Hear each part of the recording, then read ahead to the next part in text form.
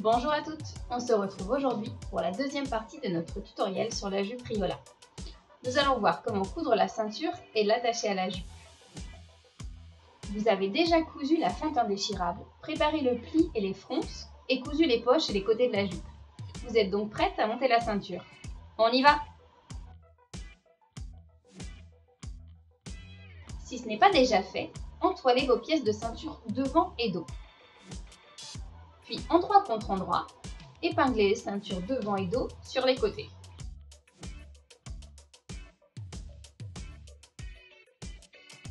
Piquez à 1,5 cm du bord et ouvrez les marges au fer. Faites de même pour la doublure de la ceinture.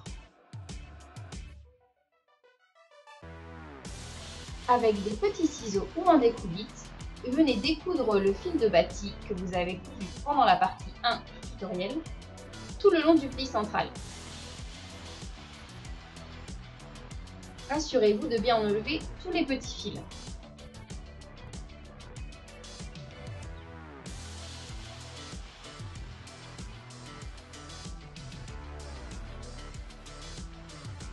Endroit contre endroit, on va épingler la ceinture à la jupe. Sur le côté droit de la jupe, on commence par faire correspondre l'écran du pli central de la ceinture avec celui de la jupe. Sur la ceinture, c'est le cran du milieu, il est indiqué. Comme vous voyez, on a donc un repli avec le bord de la fente à l'intérieur. On épingle au niveau du milieu devant, puis on fait correspondre l'écran suivant. On vient ensuite mettre bord à bord la couture du côté de la ceinture avec celle de la jupe, les milieux dos,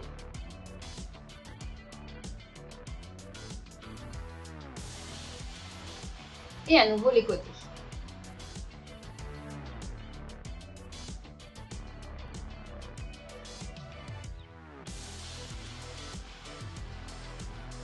On arrive donc sur le devant gauche de la jupe et on fait correspondre l'écran des milieux devant.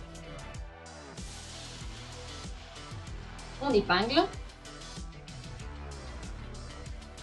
et le bord de la fente se positionne automatiquement au bout de la ceinture. Donc on épingle tout l'écran.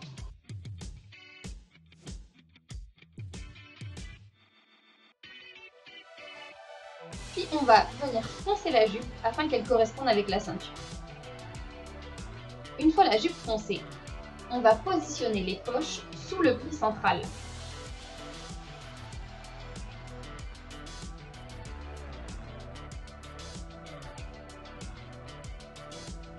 Les fronces de la jupe sont donc pris en sandwich entre la ceinture et les poches.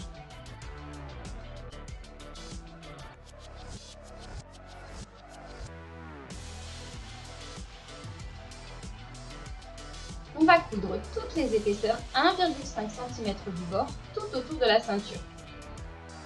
On peut ensuite réduire les marges de la jupe, puis repasser les marges vers la ceinture.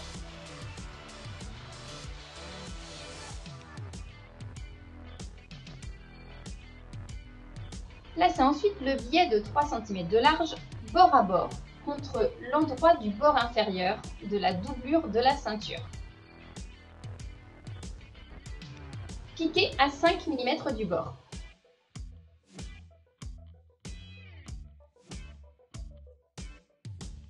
Ouvrez le biais, puis repassez-le avec les marges vers l'extérieur.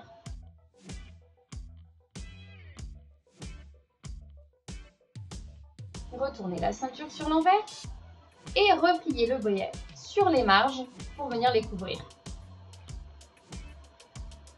Vous pouvez ensuite fixer le biais temporairement à l'intérieur de la ceinture avec un point de batik.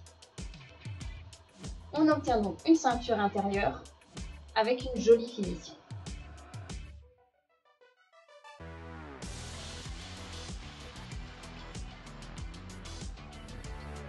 Épinglez la doublure à la ceinture endroit contre endroit.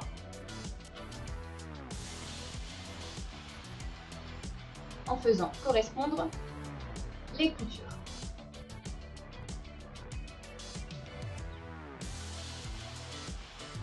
Puis venez piquer d'une extrémité à l'autre à 1,5 cm du bord. N'hésitez pas à tracer la forme de la ceinture pour obtenir une jolie pointe symétrique.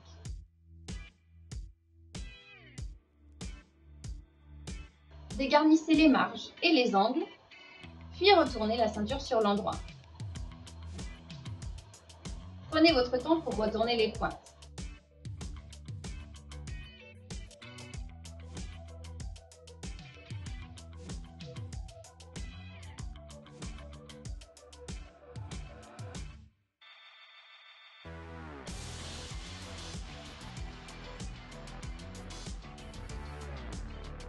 Repassez en poussant légèrement la doublure vers l'intérieur.